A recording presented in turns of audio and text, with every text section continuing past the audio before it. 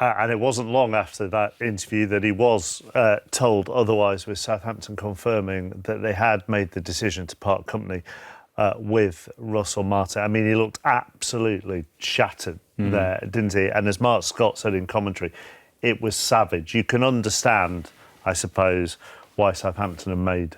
Yeah, I mean, it's a bit harsh, I think, when you see the Russell Martin banner out, with the home fans. Not that long ago, he was open top bus, getting them promoted. He was a hero, wasn't he? So, the Premier League's a big step up, I think, from the Championship, and you can tell, sitting rock bottom in the Premier League, 5-0 home defeat today. It's a tough afternoon for him. But the stats are damning, aren't they? I mean, when you look at where they have really struggled, and defensively in particular. They've imploded a lot, which fans always find frustrating, rather than being beaten. I mean, they are being beaten by better quality, but a lot of their problems they've brought on themselves, and that's been frustrating. I do feel for him because he did so well to get them up, but football's ruthless.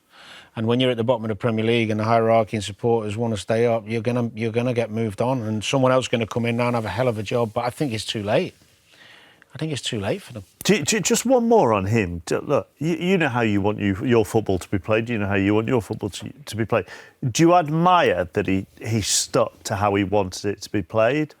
Or in the end, was that folly? I think you have to be flexible, more flexible than he was.